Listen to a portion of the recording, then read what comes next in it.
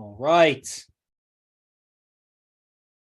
Welcome, everyone, to Enlightened Masculinity. I'm your host, Yogi Chris, PhD, the founder of Ninth Limb Yoga. I don't know if that means something.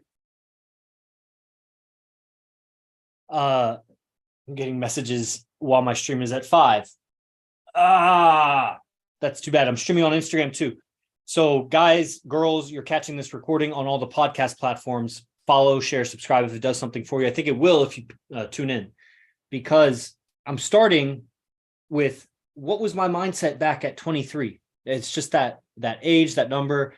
I know it probably had some meaning and impact to you. I hear it in so many songs. They throw out the age 23 when I was 23, 16 and 23. Those are like prominent years. And there's something that I've said, and also Captain of IMC Nation, streaming to you from IMC Base 1, Stoic Temple, which is the home base for the IMC Nation movement. You could look it up on Instagram, hashtag IMC Nation. So there's a lot of things going on. Wednesday's a very busy day. Normally I've done these streams at 9 a.m. Pacific time, but I changed it because of a certain rhythm that I follow the other 6 days of the week. And keeping with that rhythm, it's almost like if it rains every day at a certain time, like certain areas of the world, like it always rains at that same time every day. It's the rainy season. And that one day it doesn't rain. It's like, it's unpredictable, but I was like forcing that one day a week to not, be raining at 9 a.m. on Wednesday. And so I was doing the stream then. I may even revert back to it because these are like my 2 Windows slots on Wednesday, and Wednesday is a good day for this. But right now it's 5 p.m. and we're streaming here. And where was I going? It was back to 23, where I was at with my mindset. And I see one of the biggest, probably the biggest, it wasn't so much a moment. I don't know if there was a particular moment, but it's like a group of moments, a time period where I realized something. And the only other one that would be similar would be when I started smoking weed, which was like at 19 or something. And And I was having like tremendous realizations about existential realizations that I was separate from this identity, but I didn't yet know how to identify that's what I was experiencing. Like I was having great experiences. I would take down notes and, and I'd have all these realizations. I was appreciating music and movies in ways I'd never paid that kind of attention to the art, I guess, the artistic medium of the music or the lyrics, the rhythms, the movies and the pictures and the storyline. It was just blowing my mind. At the time, I was a workhorse. I was an athlete and had whatever experiences growing up, Boy Scouts and being coached by my dad and hunting and whatever. I'm wearing a hunting shirt right now, so it reminds me of it, or a camo shirt, whatever. And then 23, I was taking more and more responsibility for my life later. This is the moment. The biggest kind of realization or period of my life was when I woke up, and I'm still doing this. It's still happening, but it went from 0 to 10%, and then it started climbing gradually to like 11%, 12%. But that initial big leap of not knowing my mind at all as a separate thing from me. Like I said, I experienced it when I started smoking weed, whatever. If psychedelic, I don't think psychedelics gave me that sense of separation. It was the weed. The psychedelics gave a great kaleidoscope of things or all kinds of euphoria and intense experiences, but it almost entangled me and enmeshed me more with my mind because I was lacking the understanding, philosophy, spiritual wisdom, whatever, to know that I'm not that. I was just going along for the roller coaster ride. But for some reason, the beginning parts of weed, and it happened a few times because I would detox heavily, for months, wrestling, cutting weight, very clean, go back to smoking weed. And it was great weed. And I would have these realizations. Hold on, I need to change up my stream here. Oh, somebody had joined. And I need to do something where I pin the video when somebody's on.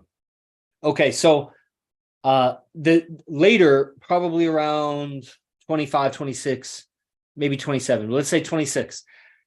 And I started, and really up until, like I said, it keeps happening, but probably that period from 26 to 29, really, I started waking up to my mind, that my thoughts, my perceptions, my beliefs, how I'm habitually thinking about things, habitually speaking, the habits that's even more general. My habits that make up me, who I am, my habits of what I wear, my habits of how I groom myself or how I hygiene myself, my habits of how I wake up, how I eat, how I communicate, of course, and what I think about, what I pursue for pleasure and purpose and gratification, and how I criticize myself, how I get on myself or not, like to what level and how I do that. Like it's habits. You have habits. You're not originating, or original responses to life. You are mostly a composite of habits with, the physical body,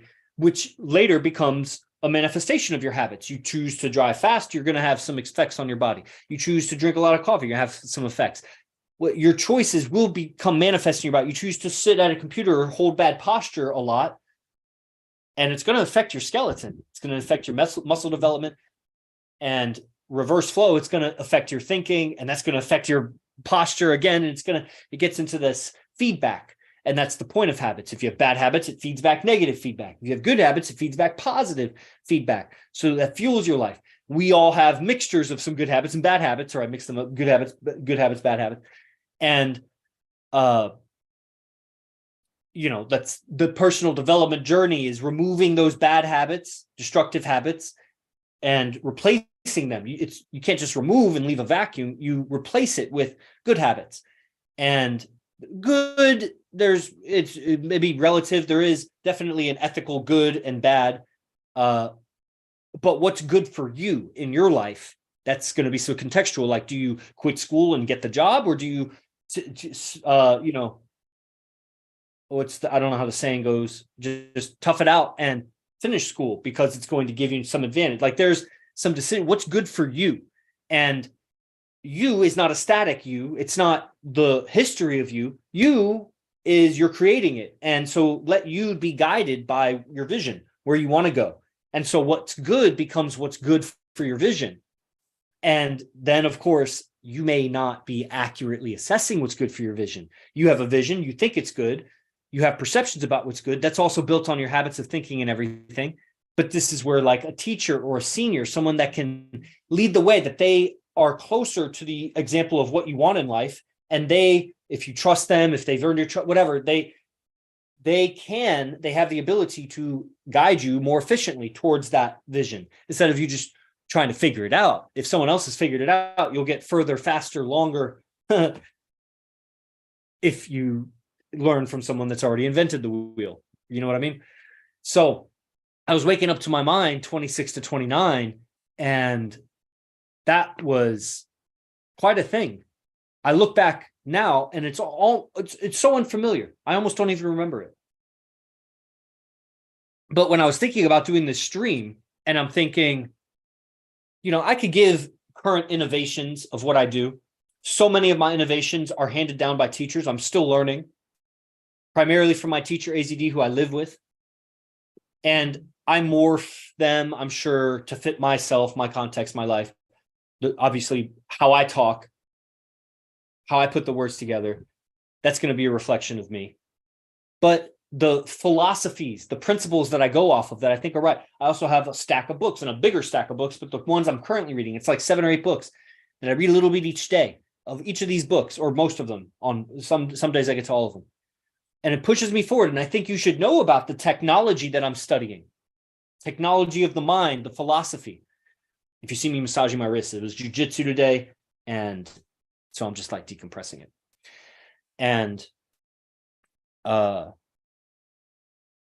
waking up to my mind as being separate from me and realizing it deeply, experiencing it. Like it's an idea that you may agree off the bat, like, yeah, I'm not my mind, and duh. But I was somehow learning the information through different self-help books that I was getting exposed to, that I exposed myself to. I remember my mom said something to me, I got all offended by it, and I went on Google, Amazon, whatever, searched out some things, found some books, got the books, enjoyed the books, and on forward was looking through different material on YouTube and whatever. And like I said, it was a gradual process, but it seems like a big awakening period for me. I finally found Arash, and I was learning from him. And so much of the education was on the mind. And of course, the reference of L. Ron Hubbard and Scientology, people get all tight about Scientology, whatever. Like, that would be a whole thing to talk about, which I'll probably do right now, because just for the sake of continuity of these ideas, that Scientology as a church, as a religion, has become corrupt, most likely, like other churches and religions. But as the technology of the printed word, what was written by L. Ron Hubbard, your perception of it's been skewed by media. Have you ever read it? Now, there's also something I've recently learned in the last year or two, that the church changed his words later on. You could imagine, like, Jesus didn't write down his words, but his apostles did, supposedly. And I'll bet those words were changed through the printing process, through the translation process, probably somewhat, at least, serving the agenda of the person commissioning it, like King James or whatever. This is where I got to change the pinning of the post, or pinning of my video. So is it so hard to believe that the same thing happened to Scientology? No, it doesn't. And actually, if you find older printed, obviously, as they reprint things, the 2007 version over the 1992 version or whatever, there's changes. That's why they reprinted it. But the idea being, go back to when L. Ron Hubbard was alive, find the printed versions of the texts from then.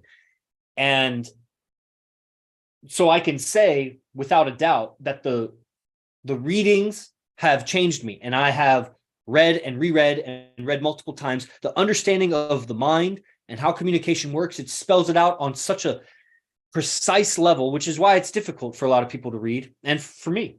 And I've now gone through maybe like 4 one was not thick, but 3 were thick.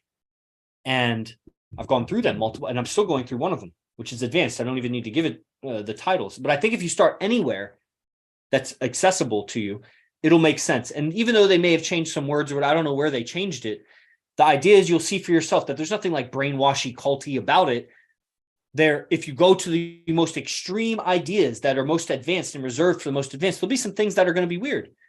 But that would happen in any philosophical, like if you saw a Stoic at the most extreme, pure level of stoicism, then you might say, well, that's why you shouldn't go extreme with certain philosophies. Well, that's why you're probably not a master at anything, unless you're the master of everything and like not going deep into anything. You're the master of that. There's that one person that's like so good at dabbling at everything that they've become a master at just dabbling at everything.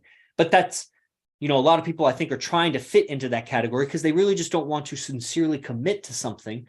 Maybe if they were honest, because they're dissatisfied by something about it. Something about what it represents.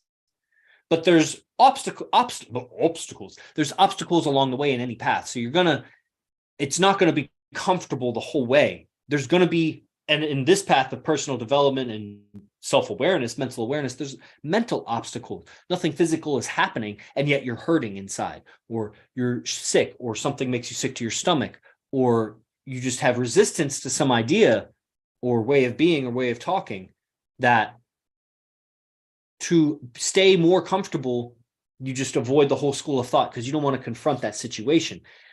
Now, Scientology, L. Ron Hubbard, that's not the whole point of this talk, but yes, some of those extreme ideas are quite extreme. But after watching Cosmic Disclosure, which is a whole school of thought on Gaia TV, and I put it out there, even the guys that are in the paid programs here in Midday Gospel, $97 daily program that they join, that they get like 25 lectures a month.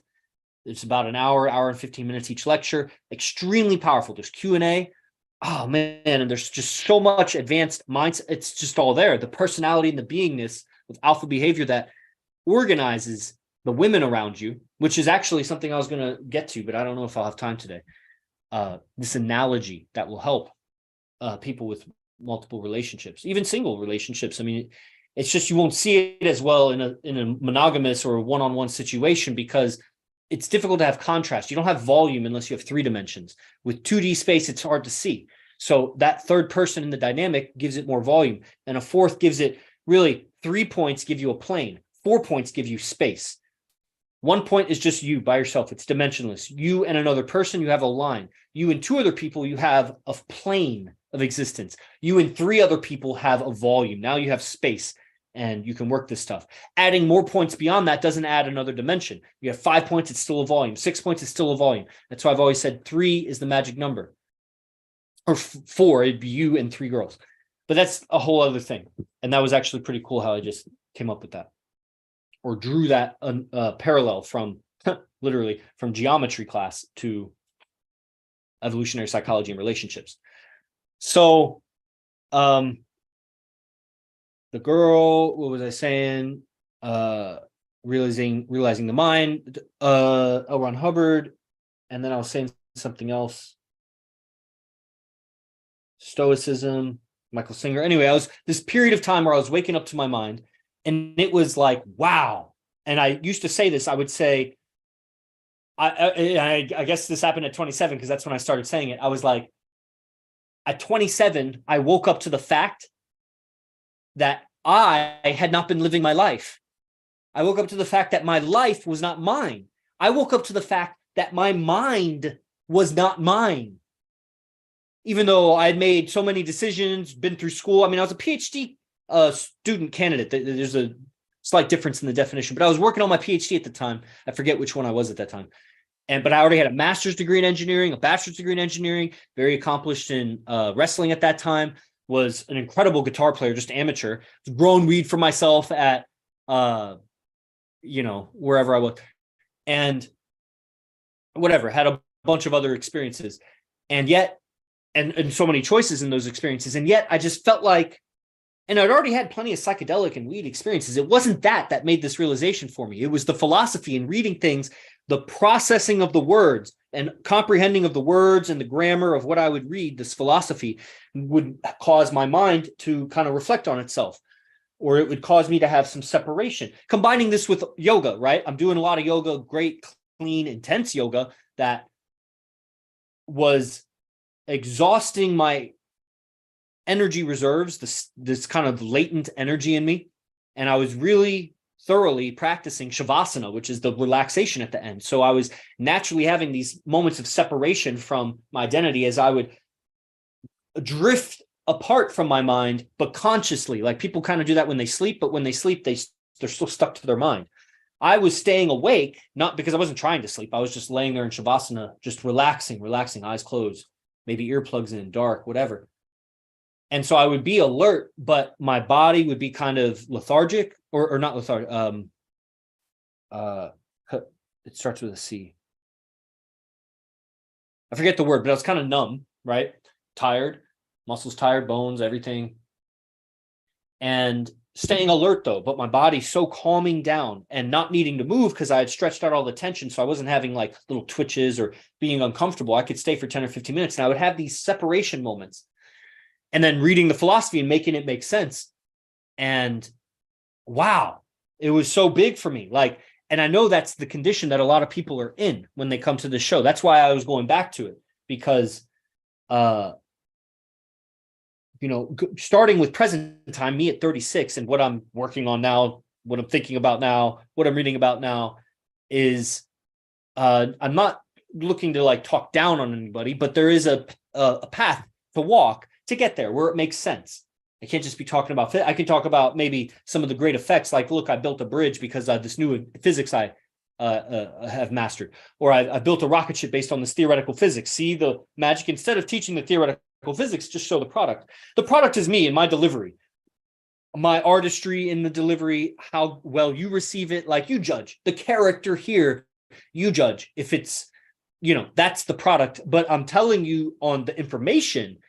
The information of this show that you could go and improve your life, I'm giving you where it kind of started for me. Obviously started at conception, then it started at birth, and then it started at when I became a wrestler. Like there's moments of starting, but at around 27, then I was really waking up to the fact that my mind was not mine, that I had a bunch of patterns and habits, and I was just steamrolling along. It was just the momentum of the decisions. I was riding along with my mind. My mind was making the decisions for me in my life, and I was just along for the ride.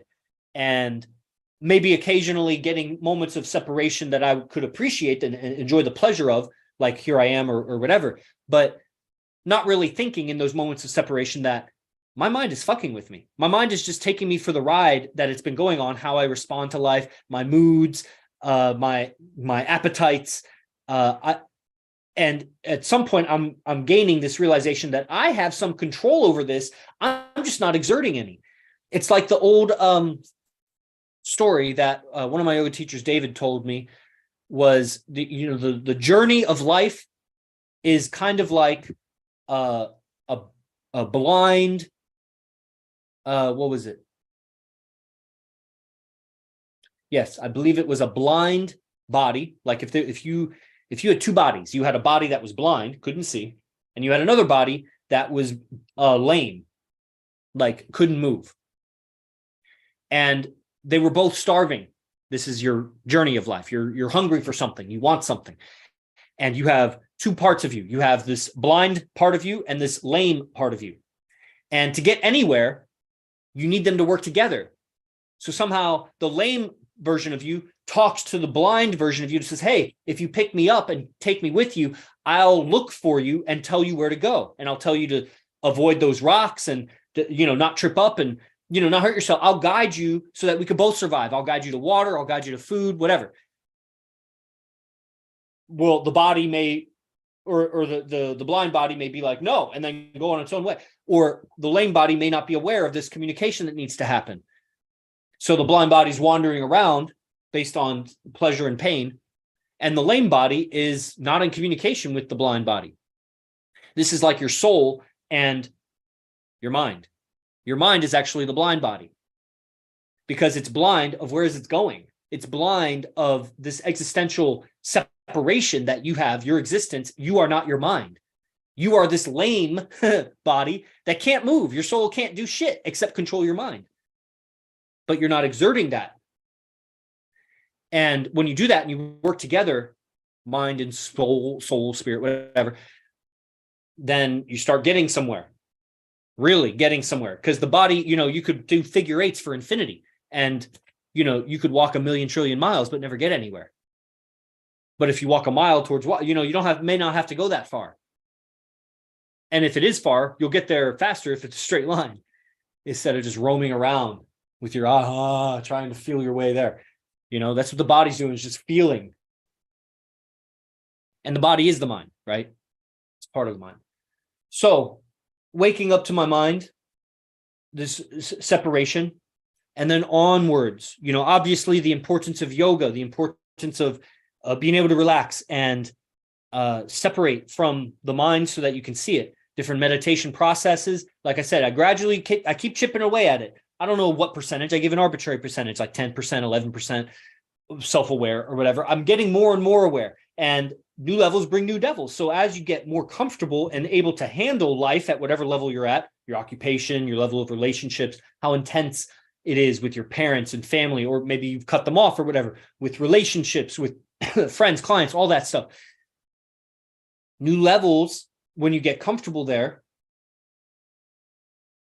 if you have ambition and you're pushing for greater, then you'll have another level of stress. It's different to sell a $100 product versus a $10,000 product. It's different to have one relationship versus two relationships. It's different to have a good relationship with your parents versus open up the communication with them, whatever static or negativity is on it, and improve it. And as you master your level, if you ever master your level of existence, you'll seek more because you're really at a lower level than your potential. But it's not as easy as it appears. Life, it's amazing. The habits that we have, how they've situated us in our positions in life, and climbing up through that. All of media tells us how easy it is. Social media tells us how easy it is. All the success stories make it seem like it's so easy. It's an appearance, like it appears so easy. Maybe there's some people that, had a quantum leap super fast like that. But I think the spiritual contentment with where you're at, if you're surviving, and if you're not surviving, there's still many masters, and I'm not expecting those people to be masters. And if you're not surviving, I'm not expecting you to be watching the show either. But if you knew somebody like that, it's possible to experience contentment in their situation. It's easy for me to say from my position, I got money in the bank, I got food in my belly, I'm doing well. But I'm also telling you from my sight backwards in time, from 27, 23, whatever, moving on up, that stressing about your condition doesn't make it move more. There is an element of anger, which I once learned from a yin yoga teacher. He was describing the root chakra and how this embodied also anger. And he said, anger isn't a bad thing.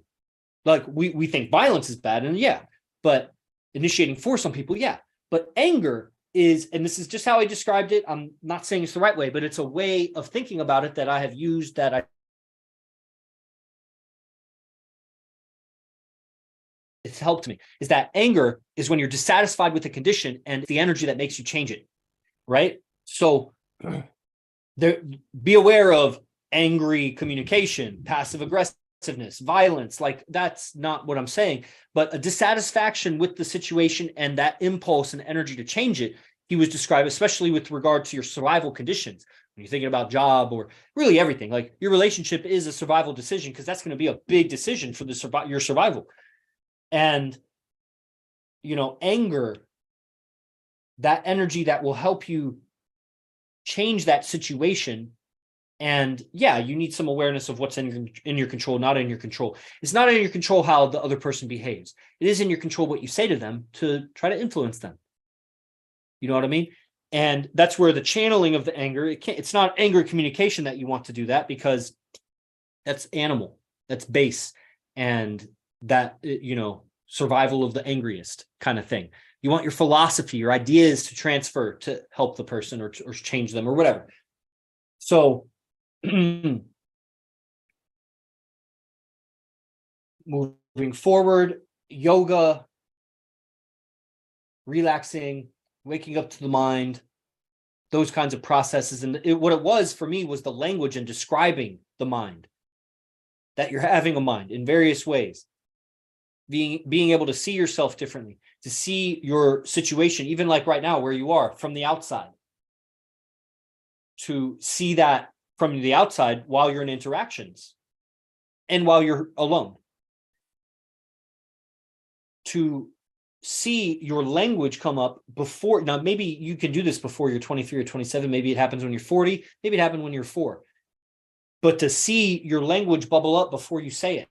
Oh, shit. Where did that come from? Even you'll see that as you relax and do savasana, or if you have, contemplating exercises or different ways of just relaxing, watching your breath and noticing thoughts. It takes practice, because you have years, decades of practicing this other thing, which is just impulse, moving with the energy. And the more, as you get a handle or you get a hold of this separation, it's not going to give you mastery always everywhere, but it gives you a tangible experience that I'm not my mind, I'm not my emotions, I'm not this reaction, I'm not what I'm about to say. And I know, and then habits take over and you'll slip up and you'll run with it. But don't forget that experience. Don't fall completely back into ignorance just because you fuck up. You remember, you can change your position. It was very interesting. One of the guys at jiu-jitsu, I wonder if he's on right now, because he was watching a little bit earlier. He's not right now, so shout out to him. He'll know. He said something that was an alignment with something that I've said before. It's I read it somewhere. I don't remember. Oh yeah, from Carl Sagan.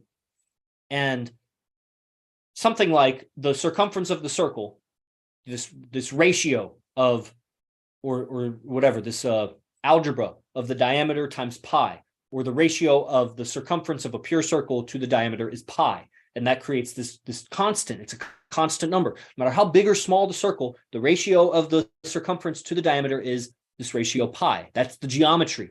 And somebody discovered that. Better said, somebody realized that, because it was already there. They didn't invent it. They discovered it for humanity. They discovered it for themselves, but they didn't discover it. Although they did discover, here's discover. Dis means to like do the opposite of, or to do not, like destroy or disentangle, to unentangle, or you could see it in a lot of words like distribute, but dissatisfaction, not satisfaction, right? So what was I saying? Discover, to cover, to uncover. Discover could be uncover. So they discovered it for humanity. But the ratio of circumference to diameter was always there. So this guy at jiu-jitsu, he's like, you know what to do in that position. I was asking him some advice and he was like, I don't know what to do. And he's like, the solution is there. You just have to find it. I was like, yeah, I got to find it. I don't know it, but I get what you're saying. It's available to be known to me, just like it is to you. You can know all the moves. I can know all the moves. Everything that could ever be known by a person, given our capacity for intellect right now, could be known by you. Now, there's a journey and a path to changing your habits, conceptions, perceptions, beliefs, everything to fit in that position that you want. And that could, theoretically, hypothetically, idealistically, we shift right there. We have the ideas that create the successful personality, the monetary success, relationship success, the perfectly calm, enlightened be. Like, we want to just quantum shift right into that position. Again, maybe that happens. Those stories of moments of enlightenment. The guru comes and touches your head, and then boom, you're enlightened for the rest of your days. But I think it's more, maybe you get glimpses of it. And so you have a target, a goal that you're going towards, and you're gradually, through discipline, reorienting all the atoms, you could say. That's what I'm seeing in my mind. You're reorienting your beingness to align with the kind of beingness that fits that position in the universe. That person, that character, that role needs to fit in the ecosystem. If you put like some weak cat into the ecosystem where there's strong cats, those ecosystem, you don't, it's not even going to be the other cats that destroy it. The ecosystem will destroy it. It's not strong enough to fulfill that role. It needs to be prepared to just be there, be in that role. And that's what we're all looking to just like shift and transform into that character. And I'm saying you just got to drudge your way through the ecosystem where you are right now, because wherever you started this path, whether it's today or from the past, wherever you started this path, you were made for your situation in life. The situation formed around you like white on rice. It was a perfect match. That's why you were there. Now, you, the soul inside, was probably not satisfied. That's where, and then whatever happened, you decided to move. There was something in you that was not satisfied with that situation, but you were made for it. And so now you're just climbing along. You're scraping through the I see myself with like two ski poles or whatever, and I'm just like climbing through the snow to get to warm. I want to get to the tropics, but I'm all the way in the mountains in the north. I got to get all the way down there somehow. And pretty soon you're going to discard the skis and put on hiking boots and, you know, maybe stop for a little while, exchange some work for money so you can rent a motorcycle or something. You're going to somehow through life get yourself to where you want to go. And it's not going to be some ET comes along and plucks you up and puts you right where you want to be. It could be through a sinister path. If you have some talent or skill that, you know, then somebody will come along and say, if you do some nefarious things, some evil things, we'll give you a record deal. We'll give you a movie contract. We'll give you a high CEO position in this or that organization. Join our brotherhood, do some negative things. We'll document it so we have blackmail on you so that when you join politics, you'll vote for what we want. Meanwhile, we'll give you all the funding and the money and everything. Like there are people like that. There's that shortcut route. But other than that, like you're going to merit-based, you're going to get it. You got to climb through that ecosystem. And man, it can be frustrating. It can take longer than you want it to be. There's obstacles, internal and external, and it's really the internal ones that we don't fret about the external ones unless we experience it internally like we don't want it. Likewise, we may fret about non-obstacles, minimal obstacles that other people can't even see because they don't exist really outside in their eyes. It's an internal obstacle. I don't want to, you know, it's the internal work. And that's what I'm saying about contentment. You don't have to be so much more successful where you are. The success is in the realization that you are not your position in life. You are not who has been molded to be this position in life. You're not your mind. You're not your habits. Contentment can be found, and then also anger, because you're like, what the fuck? Who made this mind? And you start realizing my parents made this mind. My school made this mind. You start blaming everything. The church made this mind. The media made this mind. And you're right, but it just does no good because then you continue wasting your precious moments. Like get it out of your system. You know, sometimes you got to punch the bag, but like you don't have to keep punching it. Like that's the solution. The solution to life is move on, let it go. And then that you keep unhooking these hooks that your upbringing has in you.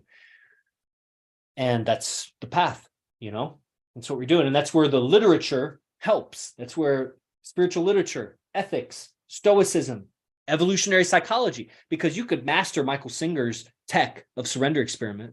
You could master Maharishi's tech of transcendental meditation and all of the techs everywhere. But if you don't have an understanding of male-female dynamics, that core ingredient, like if life was made of primary colors and one color was relationship, sexual, your sex, basically that whole thing, everything dealing with that. And of course it's all related, but we're just arbitrarily separating. Another one is survival. Yeah, making money, but really survival. How do you get your food? How do you get your shelter?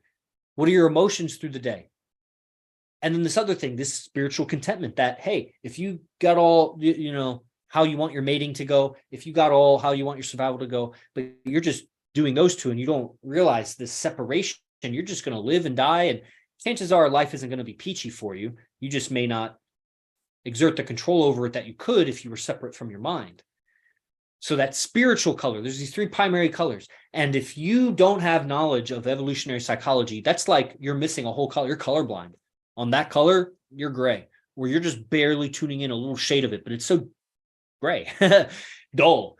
So evolutionary psychology is in the text. Now for like girls, I know girls watch me, my girls watch me, and yeah, I think that stuff could be helpful for you. I think a lot of it is very intuitive for you.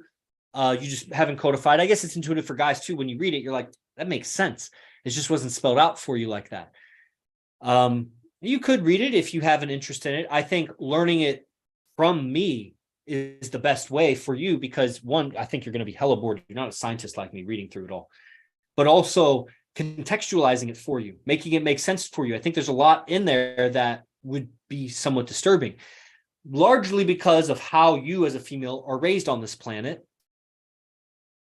It's infuriating for guys when they read the evolutionary psychology or anything related to that. It's infuriating.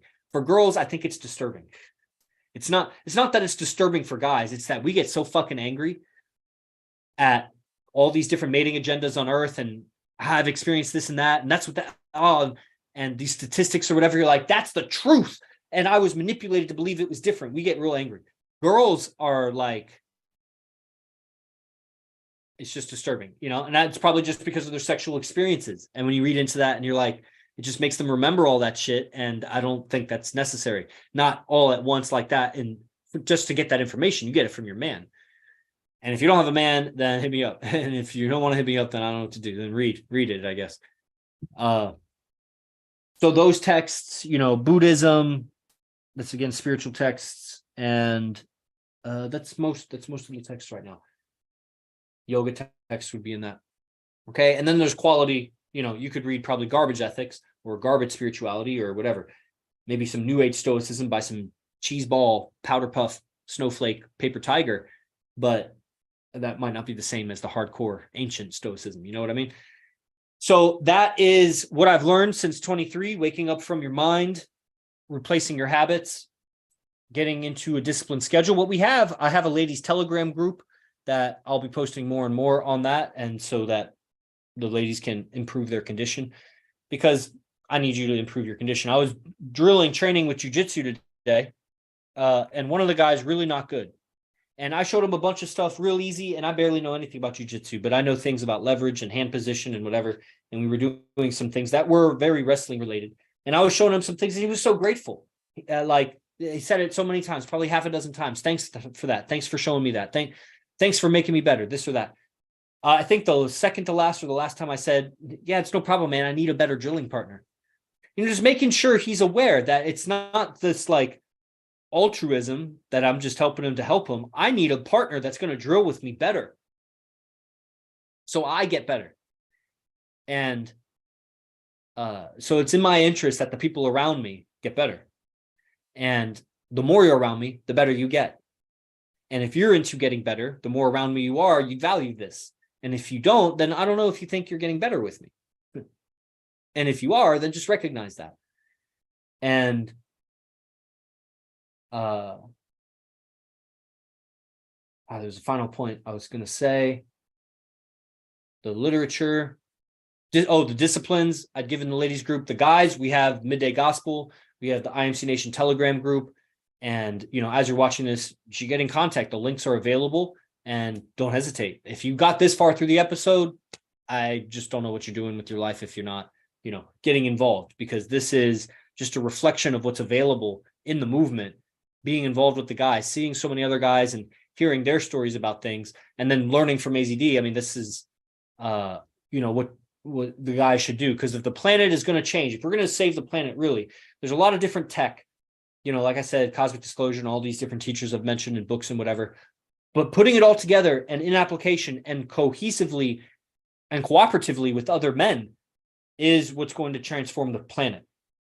And I really believe this is the winning tribe. This is the winning movement. And you can't keep a winner from winning. If you're a guy, I mean, I guess you're just sitting on the sidelines watching. I don't know, but get involved. All right. That's my message to you. See you on the next episode. Like, share, follow. This is Enlightened Masculinity. See you guys on the next one. Jay Guru Dev.